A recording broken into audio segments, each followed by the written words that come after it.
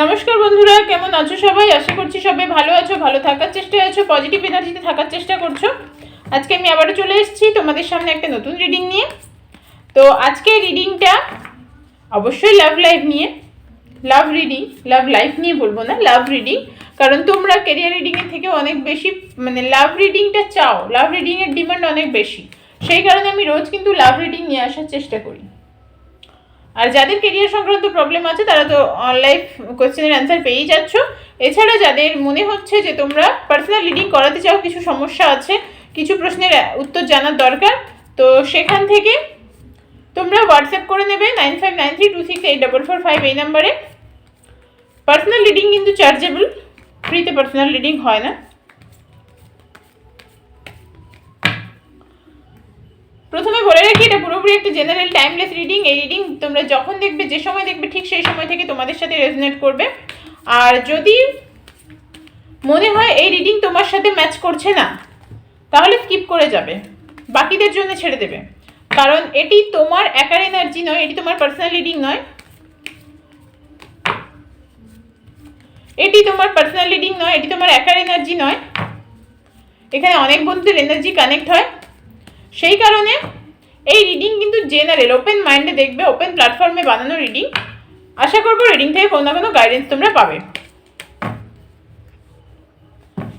প্রথমে দেখে নেব তোমাদের কি এনার্জি।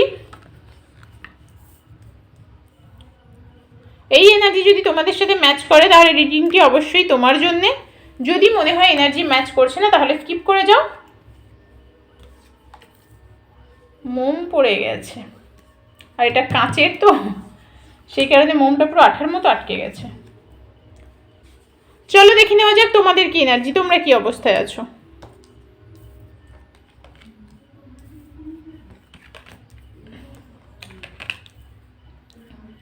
তোমরা অনেকেই আছো যারা ফিউচার নিয়ে খুব চিন্তায় আছো। সেটা সম্পর্কের ভবিষ্যৎ হতে পারে, বা নিজেদের ভবিষ্যৎ হতে পারে, বা সন্তানের ভবিষ্যৎও হতে পারে। ভবিষ্যৎ নিয়ে খুব চিন্তা করছো অনেকে। 90% আজকে রিডিংটা যারা যারা দেখবে তার 90% মানুষ কিন্তু ভবিষ্যৎ নিয়ে ভীষণ চিন্তায় আছো। প্রচণ্ড টেনশনে আছো যে হ্যাঁ ফিউচারে কী হবে, ফিউচারে কী হবে। সেটা সম্পর্কের ফিউচারও হতে পারে, নিজের ফিউচারও হতে পারে, সন্তানের ফিউচারও হতে পারে। তো ফিউচার নিয়ে খুব টেনশনে আছো। কোনো কিছু, কোনো জিনিসের প্রতি ভীষণ অ্যাডিক্টেড, কোনো জিনিস তোমার চাই এরকম একটা ব্যাপার, সেই রকম একটা ব্যাপার নিয়ে তুমি স্ট্যান্ড আছো একটা জায়গায়। ওখান থেকে তুমি নড়বে না, যাই হয়ে যাক না কেন, ওইটাই আমার চাই, এরকম একটা চিন্তাভাবনা তোমাদের মধ্যে। সেটা প্রিয় মানুষ হতে পারে, বা অন্য কোনো জিনিসও হতে পারে। তবে একটাই কথা বলবো, তোমাদের লাইফে এই মুহূর্তে অনেক কিছু অপরচুনিটি আসছে ধীরে ধীরে। সেটা হয়তো তোমরা নিজেরা বিশ্বাস করতে পারছো না যে আমার জীবনে এত কিছু, আমার জীবনে এত জিনিসপত্র, এত অপরচুনিটি আমার সত্যি পাওয়ার কথা ছিল, এরকম একটা অবস্থা। তবে সেই অপরচুনিটিগুলো তোমরা কিন্তু অনেকেই আছো যারা মিস করে যাচ্ছ। যারা মিস করে যাচ্ছ, একটা কথা বলবো, মিস করো না। সুযোগ জীবনে বারবার আসে না, মিস করো না। সুযোগ জীবনে বারবার আসে না। তোমরা অনেকেই আছো যারা অপরচুনিটিটা মিস করে যাচ্ছ। এটা করো না, এটা করা একেবারেই উচিত নয়। জীবনে সুযোগ বারবার আসে না, ভগবান তোমাকে বারবার সুযোগ দেবে না। কারণ ওপরে যিনি আছেন তিনি দেখার চেষ্টা করেন একবার সুযোগ দিয়ে তুমি নিতে পারো কিনা সেটা। বারবার তোমাকে সুযোগ দেওয়া হয় না। অনেকের লাইফে ফিনান্সিয়াল স্টেবিলিটির প্রয়োজন ছিল, সেটা হয়েছে, ধীরে ধীরে হচ্ছে, একেবারে হয়েছে বলবো না, ধীরে ধীরে হতে শুরু করেছে। অনেকে রোজগার করতে পারছো, বা অনেকে নতুন জবের চেষ্টা করছিলে, সেক্ষেত্রে তোমরা নতুন জব অনেকে জয়েন করেছো। বিচ্ছিরিভাবে না হার্ট ব্রেক হয়েছিল তোমাদের, আর সেটা কোনো তৃতীয় কোনো মানুষের জন্যে। তৃতীয় কোনো মানুষ এটা বলছি না যে এক্সট্রা অ্যাফেয়ার বা এক্সট্রা কোনো পার্সন, যে তোমাদের সম্পর্কে ঢুকে গেছে তৃতীয় ব্যক্তি হিসেবে, সম্পর্কটাকে নষ্ট করে দিয়ে নিজের সম্পর্ক তৈরি করেছে, ওরকম নয়। হতে পারে তোমাদের ফ্যামিলি, এখানে থার্ড পার্টি হতে পারে, তোমাদের কাজের জায়গা, কলিগ। অনেকের ক্ষেত্রে হয়তো পার্সনের জব, পার্সনের কেরিয়ার, সেটাও তোমাদের এখানে তৃতীয় কিছু। তো সেই তৃতীয় কোনো জিনিস, তৃতীয় কোনো মানুষের জন্য তোমাদের সম্পর্কে সমস্যা তৈরি হয়েছিল, যেটা তোমাকে বিচ্ছিরিভাবে কষ্ট দিয়েছে। বিচ্ছিরিভাবে এত কষ্ট হয়তো তুমি জীবনে পাওনি, বিচ্ছিরিভাবে কষ্ট দিয়েছে। কিং অফ সোর্ডসের একটা এনার্জি। তোমরা কিন্তু স্টেবল হওয়ার চেষ্টা করছো, ধীরে ধীরে নিজেকে স্টেবল করার চেষ্টা করছো, সেটা ভীষণ ভালো একটা জিনিস। একটু একটু করে নিজেকে শক্তপোক্ত করার চেষ্টা করছো, সত্যি কি তাই? তো এই জায়গায় দাঁড়িয়ে এই যে নিজেকে একটু একটু করে শক্ত করার চেষ্টা করছো না, এই লড়াইটা চালিয়ে যাও, বন্ধ করবে না। এই লড়াইটা তোমরা চালিয়ে গেলে দেখবে একটা সময় জয় অবশ্যই। দেখো, লড়াইটা চালিয়ে যেতে বলা হচ্ছে, তুমি নিজের সাথে নিজে লড়ছো, লড়াইটা চালিয়ে যাও, একটা সময় তুমি জয় অবশ্যই পাবে, অবশ্যই জয় পাবে। চলো দেখে নিই তোমাদের সম্পর্কের কি অবস্থা।